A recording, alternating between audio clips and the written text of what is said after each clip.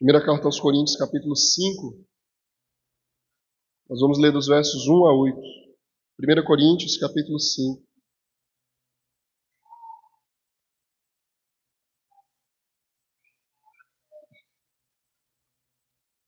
Primeira Coríntios, capítulo 5, versos 1 a 8, irmãos.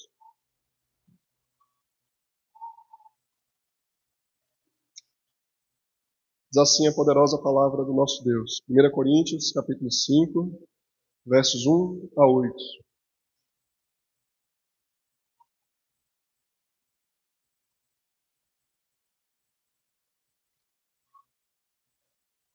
Geralmente se ouve que há entre vós imoralidade tal como nem mesmo entre os gentios. Isto é, haver quem se atreva a possuir a mulher de seu próprio pai. Contudo andais vós ensoberbecidos e não chegastes a lamentar, para que fosse tirado do vosso meio quem tamanho traje praticou.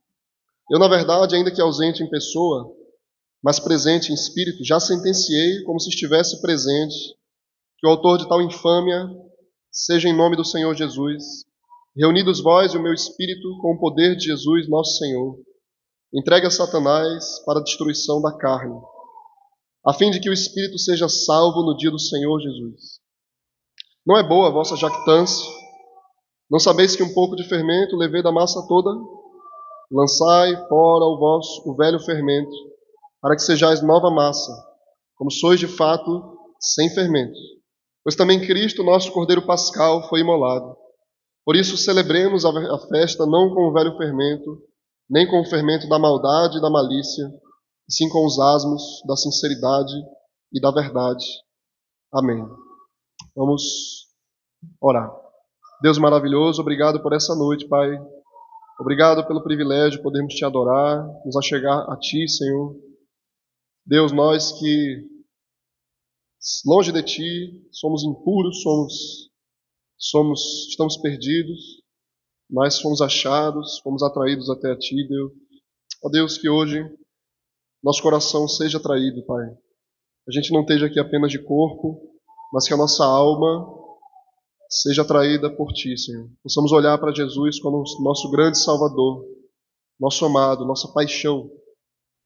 Possamos, Senhor, com todo o temor do nosso coração, estarmos aqui sinceramente, fielmente, dispostos a aprender, dispostos a mudar, a nos conformarmos à Tua palavra, e não a esse mundo, não a esse século, mas que nossa alma, nossa vida seja conformada a Ti, Deus. Sejamos mais parecidos contigo hoje do que éramos ontem.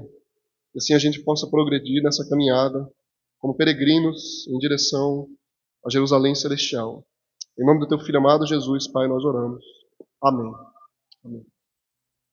Irmãos, 1969, numa cidade chamada Stonewall, lá em Nova York, se deu início a uma série de protestos contra batidas policiais, contra movimentos policiais dentro de bares, onde os LGBTQIA+, movimento homossexual se reunia, né, faziam festa e tal.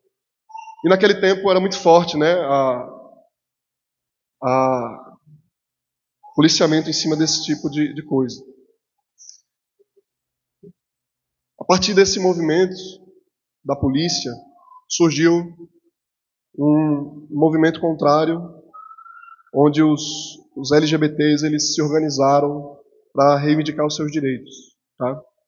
E aí deram um nome ao seu movimento de orgulho gay. Orgulho gay. Esse movimento deles de reação ao policiamento das relações homossexuais em bares e tal, deu início à reivindicação pelo direito de ter relações sem empecilho, né, publicamente. E aí isso foi evoluindo, pedindo pelo direito de casamento, constituição familiar civilmente, tudo isso. Adotar filhos, tá? Mas o ponto é o seguinte, irmãos, não é sobre isso que eu quero falar, mas o nome do movimento foi Orgulho Gay, né? O que significa isso? Veja que coisa, né? Orgulho de algo errado. de algo ruim. Foi daí que surgiu esse movimento. E talvez foi o primeiro nome de movimento em que uma pessoa se engrandecia por uma coisa ruim que ela fazia. Um movimento social conhecido, grande, que se espalhou pelo mundo. A gente pode cometer um pecado. A gente pode se arrepender do nosso pecado. A gente pode se orgulhar de uma coisa boa que a gente fez. E o nosso orgulho se tornar uma coisa ruim. Eu fiz uma coisa boa e eu fico vaidoso por aquilo que é mal, por aquilo que é bom. Fiz uma coisa boa e meu coração se ensoberbece por aquilo que eu fiz. E aí aquela coisa boa acaba se tornando ruim para mim, porque eu me envaideço. Não é assim que a gente faz? Então, o orgulho é uma coisa. Você se orgulhar de uma coisa boa é pecado, dependendo do nível do seu orgulho. E você pecar é pecado em si. Mas você se orgulhar de um pecado é uma coisa mais séria, vocês percebem? Eu me orgulhar de uma coisa boa, até certo ponto, é bom. Ter orgulho do meu filho, ter orgulho da minha igreja, ter orgulho das minhas conquistas. Mas quando isso ultrapassa o nível e chega à soberba, à vaidade vã, se transforma num pecado. Mas a coisa fica mais séria ainda quando eu me orgulho de um pecado. Quando eu me ensoberbeço por causa de um pecado. A gente dobra o peso do nosso erro. Você comete um erro e você se orgulha do erro que você cometeu. Vocês já viram alguém fazer isso? Eu comecei com um exemplo. Orgulho gay. Qual o orgulho de fazer uma coisa que não é boa? Nem para você, nem para os outros. Então a nossa geração, irmãos, ela está marcada por isso. Não apenas pela degradação moral, né? Mas pelo orgulho de viver longe de Deus, pelo orgulho de fazer coisas ruins, pelo orgulho de desagradar a Deus, pelo orgulho de mentir, pelo orgulho da corrupção, pelo orgulho da malandragem, pelo orgulho do jeitinho brasileiro, pelo orgulho do enriquecimento ilícito, pelo orgulho da homossexualidade, pelo orgulho do pecado, orgulho em fazer o que é mal, orgulho em fazer o que é mal. Era esse o pecado que Paulo estava tratando aqui entre os coríntios. Eles estavam soberbos porque eles estavam vivendo de um jeito errado, eles se ensoberbeciam por um estilo de vida que era reprovável. Então o apóstolo Paulo começa falando exatamente sobre isso, no capítulo 5. Depois de falar da falta de unidade que existia naquela igreja, e ele explica, vocês entenderam? Ele explica que era por causa da soberba deles. Quando a gente é muito arrogante, a nossa família, a nossa comunidade, o nosso grupo, os nossos amigos se dividem. Não dá para você ficar junto com uma pessoa arrogante. E quando duas pessoas arrogantes estão juntas, a coisa fica mais séria. Quando todo mundo é arrogante, fica mais séria ainda. Por isso que a essência do pecado, na verdade, é a arrogância, é o orgulho. Por isso que a gente está em guerra, a gente vive em guerra. A não ser que Deus reaproxime a gente. Ele reconcilia a gente. Como é que ele faz isso? Tornando o nosso coração humilde, quebrando o nosso orgulho, quebrando o nosso orgulho. Então o apóstolo Paulo ele trabalha uma tese aqui em 1 Coríntios. Ele explica aos coríntios que o orgulho é o fundamento da divisão daquela igreja. Vocês são soberbos, por isso que vocês estão divididos. Vocês estão divididos. Então, a gente vê aqui agora um novo obstáculo, um novo nível de orgulho.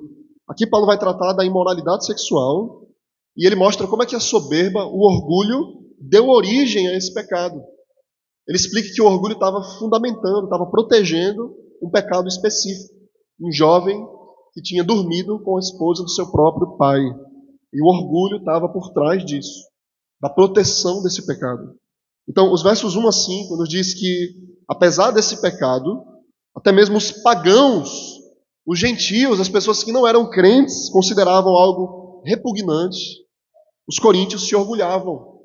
E eles não queriam tratar o pecado. Paulo convoca eles a lamentar, a remover o ofensor da igreja, a aplicar a disciplina eclesiástica.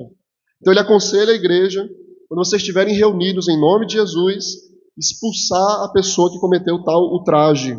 E ele usa uma expressão aqui muito pesada, ele fala que ela seja entregue a Satanás, a expressão que Paulo usa. Mas ele coloca um ponto final aqui, ele diz assim, na esperança de que ela seja absolvida, que ela seja salva no dia de Cristo. Então o objetivo de Paulo, ainda que seja muito duro, é salvar a alma daquele jovem, daquele rapaz.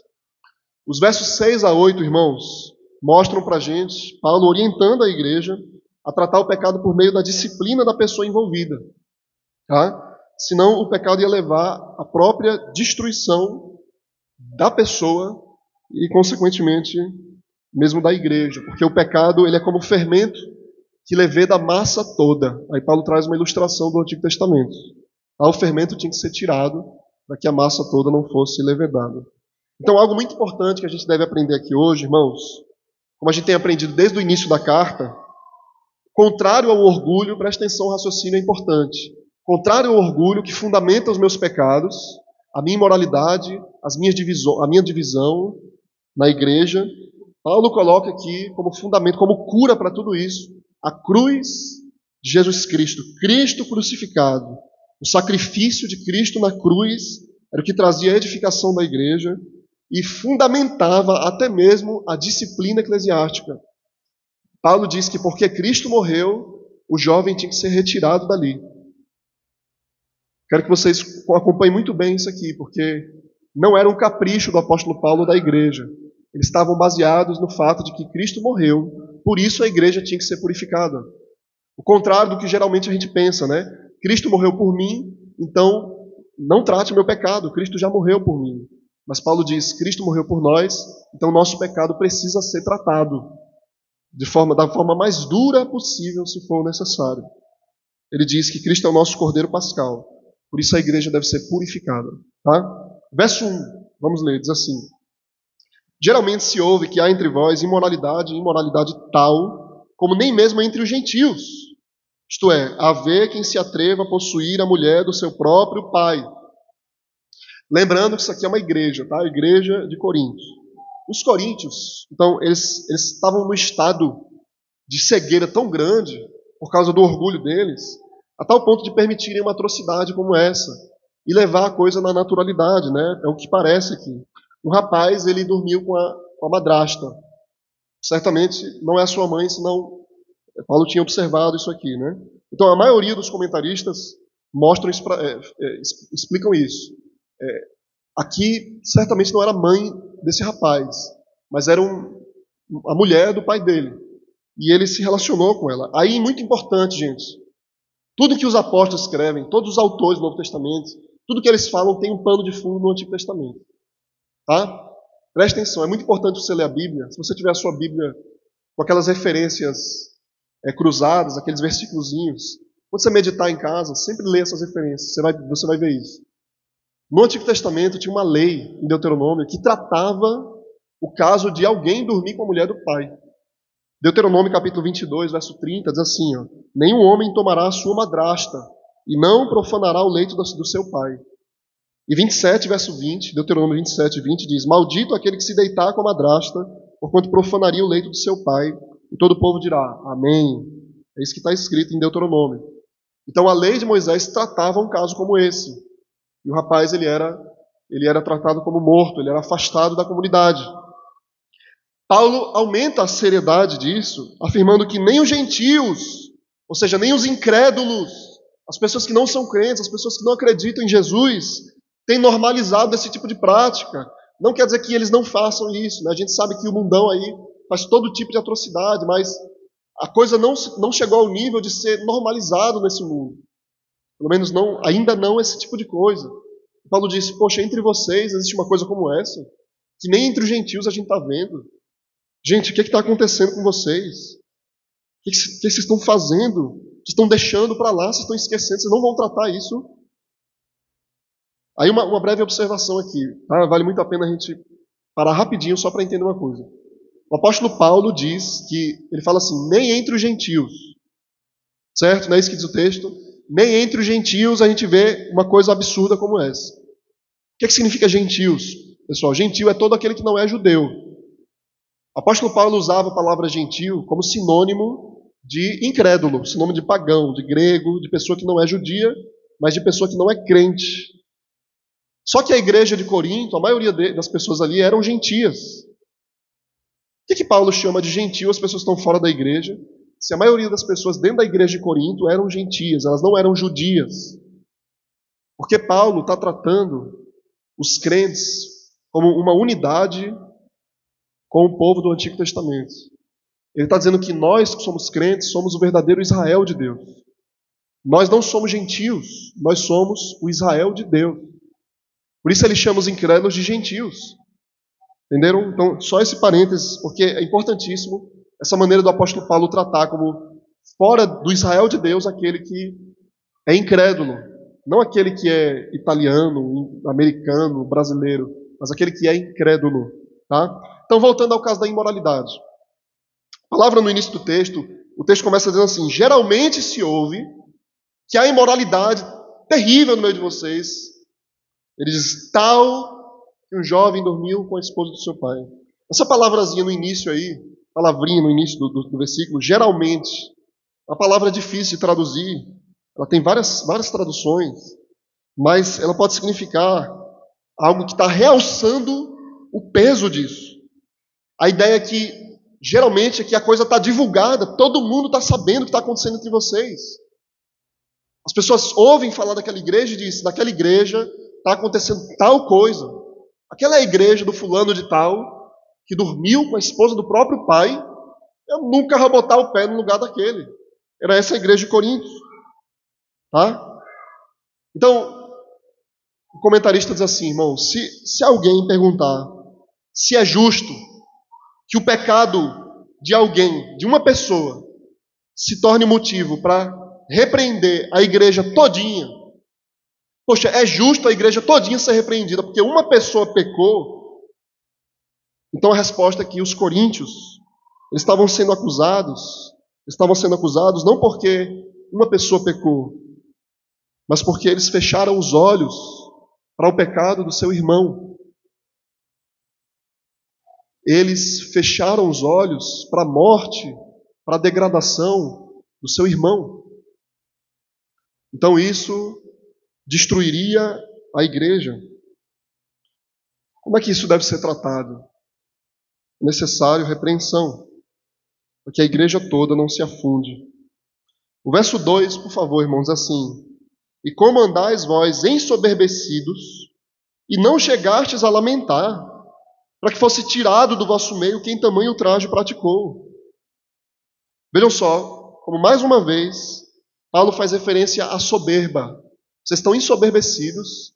Gente, vocês estão cheios de pompa, cheios de arrogância, com o nariz empinado, não querendo tratar esse problema. É assim que Paulo está falando. Ele está perguntando como é que vocês não estão chorando por essa situação, lamentando por essa situação. O que Paulo está fazendo? O que ele fala de soberba? Vocês lembram que a palavra soberba aqui literalmente significa inflado, né? Existem duas palavras gregas para soberba, para arrogância. Uma palavra que geralmente traduzida literalmente por arrogância, e a palavra soberba aqui, que literalmente seria a palavra inflado. O ego da pessoa cheia de nada, está como um balão cheio de ar. Vocês estão se achando, vocês estão se arrogando, se jaquitando, né, se envaidecendo do quê? Pelo quê que vocês estão andando com o nariz empinado? Vocês são pecadores, gente. Está cheio de problema entre vocês. Então a soberba, que antes era o problema da falta de unidade da igreja, agora é o motivo da promiscuidade da igreja. Vocês entenderam como é que a coisa fica pesada? A gente falou 4 capítulos sobre falta de unidade, que era o problema fundamental da igreja de Corinto. Mas ele acrescenta agora um, que vem do problema essencial dos coríntios, a soberba, a imoralidade sexual. A imoralidade. Quão perigosa é a soberba? Quão perigoso é o orgulho? Quando a gente não ouve, quando o nosso coração fica endurecido, o que a gente é capaz de fazer? É muito perigoso, irmãos. Tem um teólogo, ele diz assim, o orgulho é a adoração idólatra de nós mesmos. É a religião do inferno. A idolatria do ego. Eu sou o dono da minha própria vida. Por favor, pare de me importunar. Isso é orgulho. Thomas Menton é um puritano, ele diz assim, o orgulho é a causa de todos os outros pecados. Todos os outros pecados. O orgulho é um pecado que ele é como um buraco. Ele é um pecado que recebe outros pecados. Ele é pecado de onde saem outros pecados. Diz o salmista no Salmo 42, um abismo chama outro abismo, né? Então o orgulho ele leva a gente a cometer coisas terríveis. O que deveria, irmãos, então acontecer na igreja quando existia um escândalo como esse? Quando o pecado marca a igreja, caracteriza a igreja, em vez de arrogância, deveria haver profundo pesar e tristeza pelo fato de que tal coisa está acontecendo no meio do povo de Deus. Lamento. Aqui é o nosso refúgio, a igreja é o nosso refúgio do mundo, é o esconderijo do mundo. A gente não pode sair do mundão lá fora e ver essas coisas, chegar aqui e ver as mesmas coisas. Por que a gente deveria lamentar pelo pecado do outro? Porque pela comunhão, nós somos afetados. A gente é afetado pela alegria, pela derrota, pelo pecado, pela vitória, uns dos outros. Então, quando um ato danoso é cometido em alguma igreja, a culpa ela não se confina à pessoa que cometeu, mas toda a igreja, em alguma medida, é afetada e é contaminada e precisa se tratar. Vocês lembram de Acã? Acã foi um homem, em Josué capítulo 7, lá no Antigo Testamento, que não obedeceu a Deus. Os israelitas foram para a guerra e Deus falou: não peguem nada, vocês vão para a guerra, derrotem os inimigos, eu vou dar a vitória a vocês. Se vocês pegarem qualquer coisa, eu vou julgar vocês. Então Acã, escondido, ele foi lá e pegou algumas peças do despojo dos inimigos e levou para casa escondido. E aí, a próxima guerra, o povo de Israel perdeu a guerra. E eles lamentaram: o que aconteceu? Por que a gente perdeu a guerra? Aí eles começaram a procurar, eles consultaram a Deus para saber quem havia pecado no meio deles. Até que chegou em Acã. E eles descobriram que Acã havia desobedecido a Deus e todo Israel foi afetado por isso. Eles perderam uma guerra por causa do pecado de Acã. Então eles precisaram tirar Acã e disciplinar Acã. No Antigo Testamento a disciplina era a morte. Toda a família dele. E só assim eles conseguiram ser restaurados. Josué capítulo 7, verso 1. Eu vou ler para vocês, para que fique a imagem na cabeça de vocês assim. Prevaricaram os filhos de Israel nas coisas condenadas. Porque Acã, filho de Carmi, filho de Zabdi, filho de Zera, da tribo de Judá, tomou das coisas condenadas. A ira do Senhor se acendeu contra os filhos de Israel. Ele diz, não contra Acã, contra os filhos de Israel. Então, o povo todo perdeu aquela guerra, irmãos, por causa de um membro da comunidade.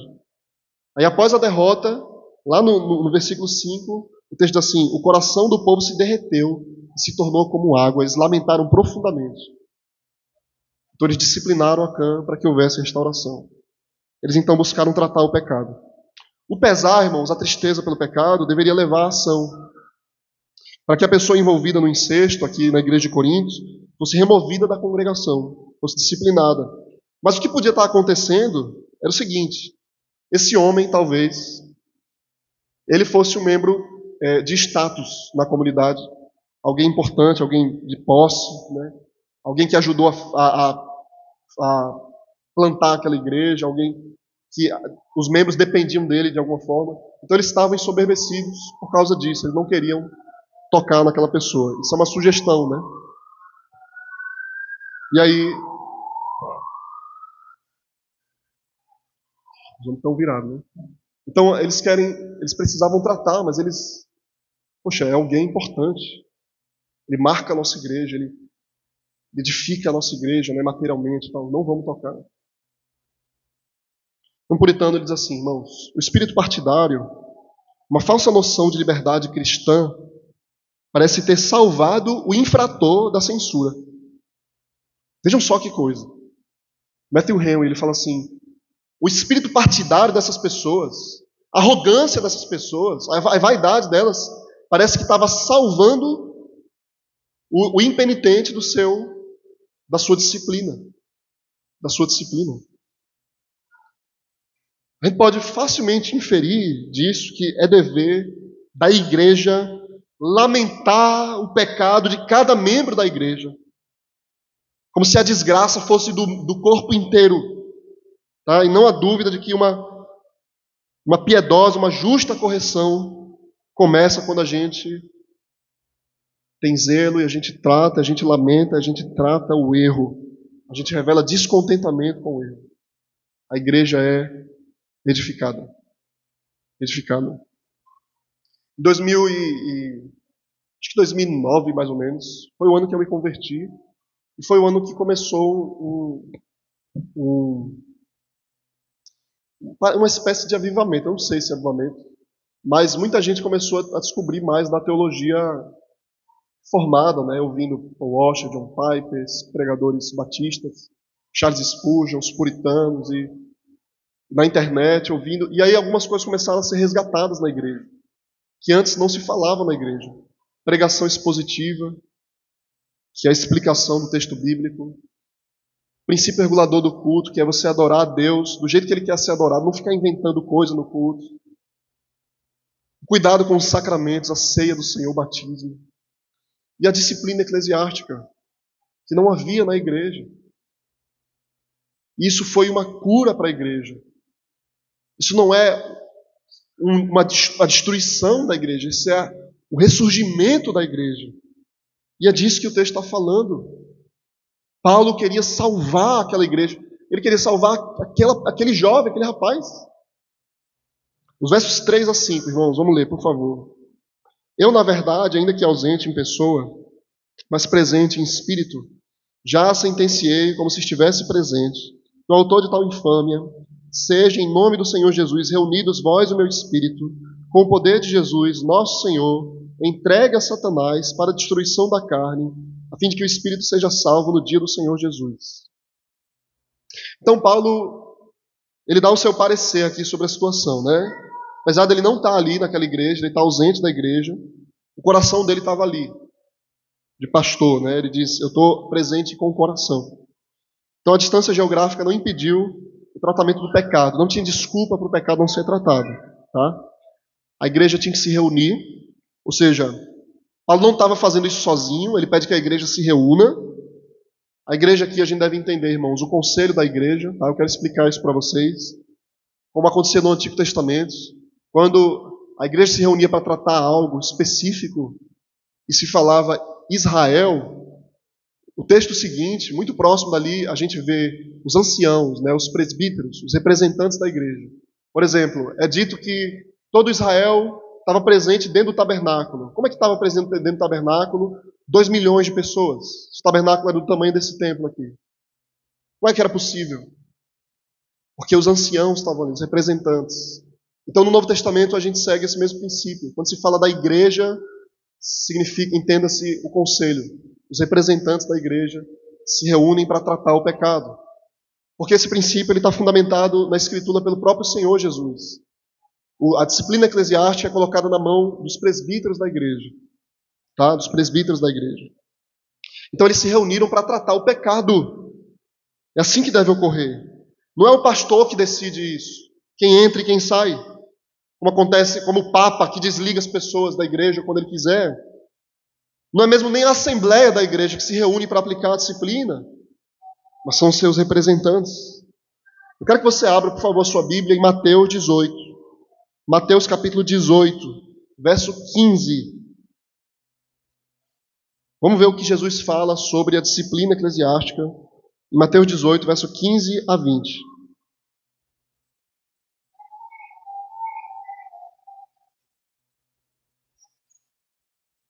Mateus 18, versos 15 a 20, irmãos. Nosso Senhor Jesus diz assim, Mateus 18, verso 15. Se teu irmão pecar contra ti, vai arguí-lo entre ti e ele só. Se ele te ouvir, ganhaste teu irmão. Se, porém, não te ouvir, toma ainda contigo 1 ou 2 pessoas, para que pelo depoimento de 2 ou 3 testemunhas, toda a palavra se estabeleça. Se ele não os atender, dize-o à igreja. Se recusar a ouvir também a igreja, considera-o como gentil e publicano, ou seja, ele é excomungado. Em verdade vos digo que tudo o que ligardes na terra terá sido ligado nos céus. Tudo o que desligardes na terra terá sido desligado nos céus. Ele está falando da disciplina. Em verdade também vos digo que se 2 dentre vós sobre a terra concordarem a respeito de qualquer coisa, e porventura pedirem, ser-lhes-á concedido por meu Pai, que está nos céus. Ele está falando da reunião do conselho. Porque onde estiverem 2 ou 3 reunidos em meu nome, ali estou no meio deles. Está falando de disciplina eclesiástica. Entenderam? Então o conselho reunido deveria entregar o impenitente a Satanás, desligá-lo do céu. Isso é excomunhão. Ele é afastado dos dons celestiais. A ceia do Senhor, como é o caso da carta aos Hebreus, Hebreus capítulo 6, trata o sacramento como dons celestiais, como provas do mundo vindouro. Então, ele é afastado daquilo que é celestial. Quando ele é restaurado, ele é religado ao céu. Isso é a disciplina. Essa é a maneira como Paulo descreve a excomunhão, então. Ele é entregue a Satanás. Mas ele explica que isso envolvia, irmãos, o tratamento do pecador. Ele não estava meramente sendo julgado. Existia um propósito salvífico nisso. Porque a esperança era que o ofensor fosse salvo no último dia. É o que está escrito aí em 1 Coríntios 5. Para que ele seja salvo, sua alma seja salva no último dia. Então ele é entregue a Satanás. O que é que significa isso? Ele é tirado do reino de Deus e colocado no reino de Satanás, no mundo onde jaz o maligno. Ele é excomungado. Vou citar mais um exemplo do Novo Testamento, uma experiência do apóstolo Paulo, em 1 Timóteo 1,20, de 2 personagens chamados Himeneu e Alexandre. Eles foram disciplinados. Paulo diz: dentre esses se contam Himeneu e Alexandre, os quais entreguei a Satanás para serem castigados a fim de não mais blasfemarem, para que eles não blasfemem mais, para que o pecado deles seja tratado. Isso é, irmãos, a disciplina eclesiástica. Isso é claríssimo na Escritura. Não deve ser um tabu, não deve ser uma coisa absurda na igreja. Eu quero ler um trecho da nossa confissão, um parágrafo, capítulo 30 da Confissão de Fé de Westminster, parágrafo 3º, que resume bem o propósito da disciplina, o que é a disciplina. E diz assim: a censura eclesiástica, a disciplina eclesiástica, são necessárias para chamar e ganhar para Cristo os irmãos ofensores, para impedir que outros pratiquem ofensas semelhantes, para purgar o velho fermento que poderia corromper a massa inteira, para vindicar a honra de Cristo e a santa profissão do Evangelho, para evitar a ira de Deus, a qual, com justiça, poderia cair sobre a igreja, se ela permitisse que o pacto divino e os seus selos fossem profanados por ofensores notórios e obstinados. Então, deve-se aplicar a disciplina. Aí uma coisa curiosa aqui. Vejam só que coisa interessante, né? Por que é preferível que o homem seja entregue a Satanás do que ele seja entregue ao pecado? Vocês compreenderam? Essa é a alternativa. É preferível que ele seja entregue a Satanás do que ele seja entregue ao pecado. E aqui é muito importante entender: excomungar uma pessoa, afastar uma pessoa da ceia ou expulsar da igreja, não é entregá-la ao pecado, entregá-la a Satanás. Afastar da ceia não, mas excomungar, colocar para fora da igreja. O que acontece então? Por que isso é feito? Porque há mais mal no pecado do que em Satanás. Há mais malignidade no pecado, em um único pecado contra Deus, do que em Satanás, porque o próprio diabo é subjugado pelo pecado. O diabo caiu pelo orgulho. Ele é escravo do seu pecado, do seu coração. Irmãos, quanta malignidade há no pecado, a tal ponto da gente ser entregue a Satanás para que a gente seja salvo do pecado. Isso é difícil de ouvir, né? A gente pode entender errado isso. Entregue a Satanás para que seja salvo no último dia. O que acontece quando uma pessoa entrega a Satanás? Ela é expulsa da igreja. Satanás machuca ela. Satanás tenta devorar e destruir a vida dela. Então Satanás funciona como um vilão de Deus, um cachorro. Então a pessoa, como a gente sabe por experiência, quando a gente se afasta de Deus, o mundo machuca a gente, esmaga a gente, para que a gente volte como uma criancinha chorando: Deus me perdoa, Senhor. Perdoa, Deus. Que exemplo a gente tem? Como o filho pródigo que saiu da casa do pai e foi se lançar nesse mundão e se acabou no mundo e voltou. O que é que eu fiz? O texto diz, caindo em si, ele viu a besteira que ele fez e voltou para o pai. Pai, me perdoa. E o pai abraçou ele, colocou uma roupa limpa nele, fez uma festa. O propósito da expulsão, irmão, segundo Paulo, era a destruição da carne, da carnalidade, para que o espírito fosse salvo no dia de Cristo. Isso também está fundamentado no Antigo Testamento. Eu quero que vocês entendam que isso é uma linguagem veterotestamentária, uma linguagem do Antigo Testamento, em que o impuro ele era afastado do acampamento, ele era colocado para fora do arraial, como a gente tem estudado pela manhã no livro de Levítico. A gente deve lembrar, por exemplo, da irmã de Moisés, Miriam. Miriam, irmã de Moisés, se levantou contra Moisés, murmurando, orgulhosa, cheia de vaidade. E Moisés não falava nada, né? Manso, mais manso de toda a terra, ele não se defendia, ele orava. E aí Deus julgou Miriam. Deus chamou Moisés, fez uma reunião com Moisés e aplicou a disciplina. E ele colocou uma lepra em Miriam. Então Miriam teve que, por causa da lepra, ser colocada durante 7 dias para fora do arraial para ser tratada. E Israel esperou Miriam voltar limpa para seguirem caminho no deserto. Esperaram a restauração dela para que eles voltassem, para que eles caminhassem. O pecado dela foi tratado, ela foi restaurada. É claro que isso nem sempre acontece. Muitas vezes não acontece. Talvez é a maioria dos casos. A pessoa não quer ser tratada, ela se entrega para não voltar mais. Ela não é entregue apenas, ela se entrega não a Satanás, mas ao pecado. A gente pode entender, então, irmãos, que é melhor que isso aconteça, até mesmo para que algo pior não aconteça com a igreja, ou visando o melhor para o indivíduo. É uma última consequência. É uma última atitude em relação a ele. Mas uma coisa importante, sempre visando o bem da igreja. É muito duro, é difícil, mas a igreja precisa ser resguardada. No capítulo 11 de 1 Coríntios, que a gente lê todo mês, na ceia do Senhor, o capítulo 11 diz que a gente não deve participar da ceia indignamente. Então a gente deve ser afastado da ceia, julgado, disciplinado, para não ser condenado com o mundo. 1 Coríntios 11, se você abrir rapidamente a sua Bíblia, só passar algumas páginas, nos versos 30 a 32, diz assim, ó, 1 Coríntios 11, versos 30 a 32. Por favor, irmãos. Eis a razão, porque há entre vós muitos fracos e doentes, e não poucos que dormem. Porque se nos julgássemos a nós mesmos, não seríamos julgados. Mas quando julgados, somos disciplinados pelo Senhor, para não sermos condenados com o mundo. Esse texto é muito interessante, veja só. Porque aqui, aparentemente, o apóstolo está falando de crentes. Vocês perceberam?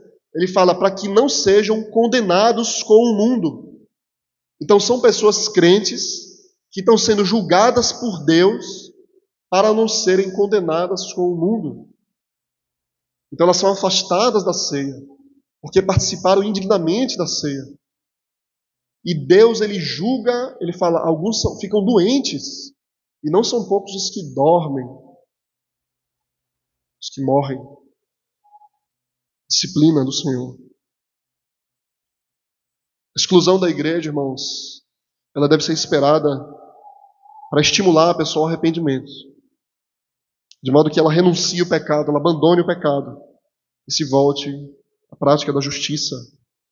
Se ela agir dessa forma, seu espírito será salvo no último dia.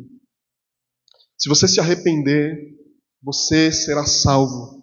Não importa o que aconteceu, não importa o que você fez.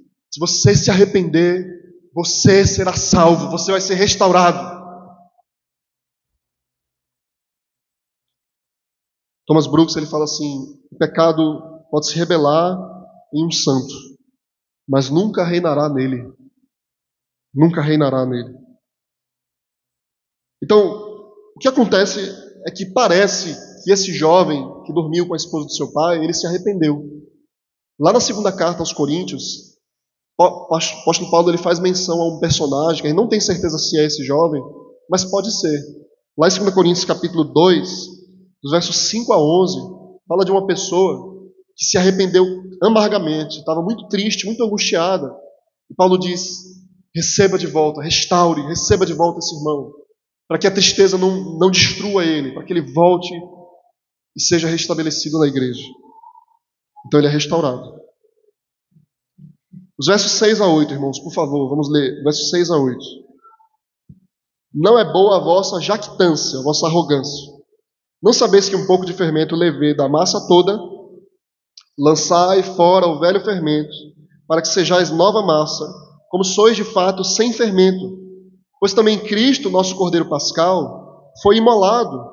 Por isso celebremos a festa não com o velho fermento, nem com o fermento da maldade e da malícia, e sim com os asmos da sinceridade e da verdade.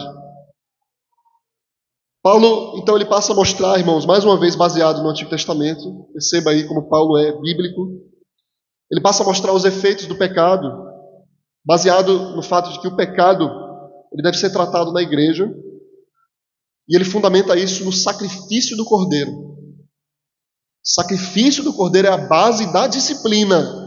Preste atenção. A morte de Cristo fundamenta o tratamento do pecado. O sacrifício de Cristo, a grande prova de amor de Deus pelo seu povo, que é a base da nossa salvação, é também a base do juízo do pecado. Porque Cristo é o nosso Cordeiro Pascal, que o fermento tem que ser tirado da igreja. Esse é o raciocínio de Paulo. O que acontecia no Antigo Testamento? Na instituição da Páscoa, que comemorava a libertação do povo do Egito, da escravidão do Egito, o cordeiro era morto, ele era sacrificado, o sangue do cordeiro era passado ao redor da porta de cada casa, para que o anjo da morte, quando ele passasse pela casa, passar por cima, né, significa Páscoa, ele não matasse o primogênito, o primeiro filho dentro daquela casa. Eles comiam o cordeiro naquela casa, protegido pelo sangue do cordeiro na porta. E o anjo da morte não mataria ninguém naquela casa, porque a casa estava protegida pelo sangue do cordeiro. Essa era a Páscoa. No dia seguinte, após a Páscoa, comemorava-se a festa dos pães asmos, em que eles comiam pão sem fermento. Todo o fermento tinha que ser tirado de dentro da casa, para que o fermento não levedasse a massa do pão. Eles comiam o pão sem fermento.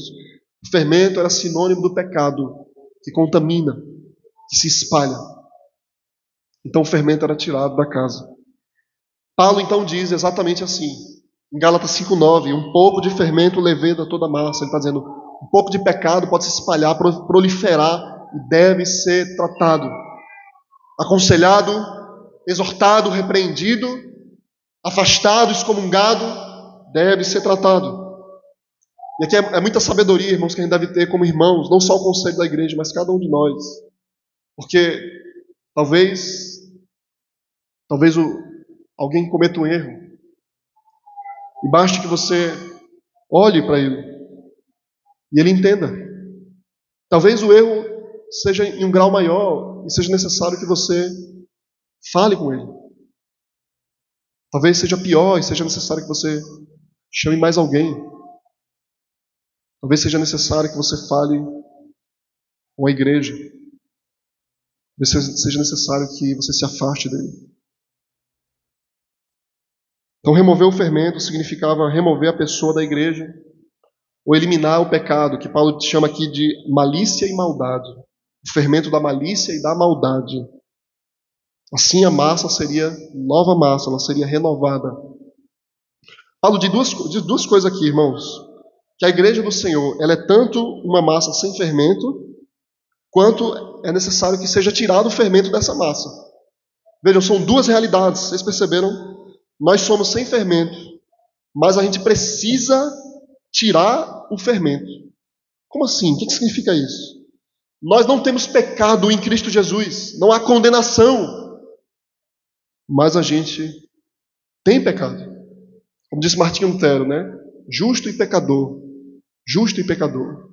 Há pecado no nosso coração, mas pela fé nós somos declarados inocentes.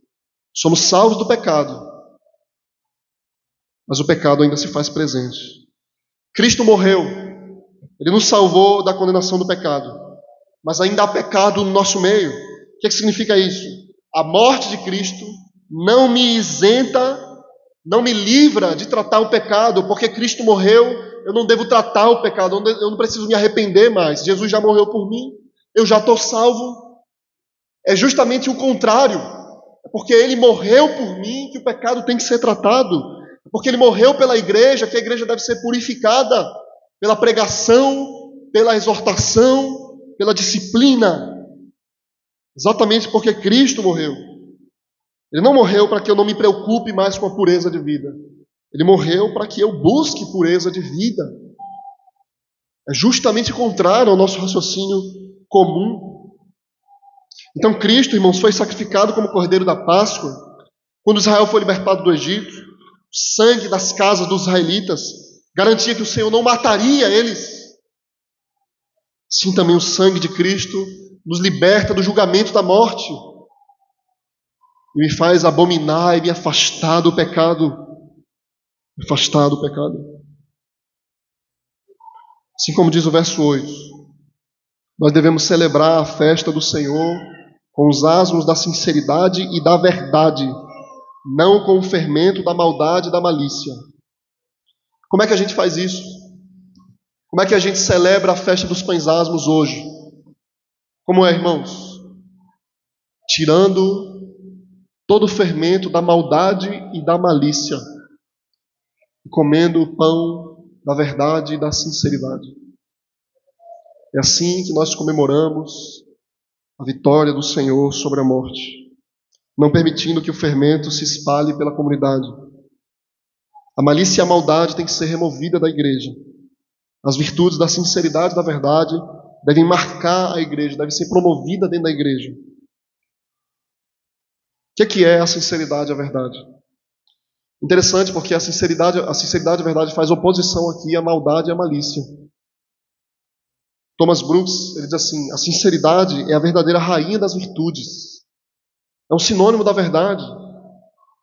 É aquilo que me faz buscar ser mais parecido com Deus, buscar pureza de vida. A sinceridade conserva pura a alma diante da tentação. A igreja busca paz quando está fugindo do tratamento do pecado. Eu não quero ter dor de cabeça, eu não vou tratar esse problema. E por isso falta verdade e sinceridade nessa igreja. E sobra dentro dela maldade e malícia. No final, não haverá paz na igreja. Por quê? Há duas espécies de paz que devem ser mais temidas do que todos os problemas do mundo: a paz com o pecado e a paz no pecado. Tema esse tipo de paz. Fuja disso. Se você se sente bem, se você está tranquilo enquanto você tem praticado algo que desagrada a Deus, a imoralidade, a fornicação, a soberba, você não está bem. Você vai ser tratado pelo Senhor. Você pode sentir grande dor por se afastar de Deus. Se volte para Ele, se arrependa. Ele pode perdoar você e lavar você. E assim, irmãos, que todos nós hoje, que a gente renove o nosso compromisso com o Senhor, de viver em santidade, de viver para a glória de Deus, de buscar pureza da nossa vida, pureza da nossa igreja, uns dos outros, ajudar uns aos outros, exortar, repreender, aconselhar, falar. A gente não deve ter compromisso com o erro, mas a gente deve estar disposto a se arrepender sempre, ao abandonar o pecado, ainda que doa, ainda que envergonhe. Vai ser uma ferida que vai ser curada. Esse é o objetivo do Senhor. Então, se há um impenitente aqui hoje que insiste no pecado, no orgulho, na maldade, na malícia, quero ler o que um pastor disse. Ele disse assim: se formos regidos pelo pecado, seremos arruinados por ele. Spurgeon, ele fala que todas as tristezas da fé reunidas não se igualam na amargura a uma gota da tristeza do pecado. Pecado é o ventre de toda angústia e o túmulo do nosso consolo, a morte do nosso consolo. Fuja do pecado, abandone o pecado, se arrependa, se volte para o Senhor. Todos nós, irmãos, nos arrependamos hoje pelos nossos pecados, por aqueles que a gente pode tratar nos outros, que a gente não faz quando está ao nosso alcance. A gente se arrependa disso também.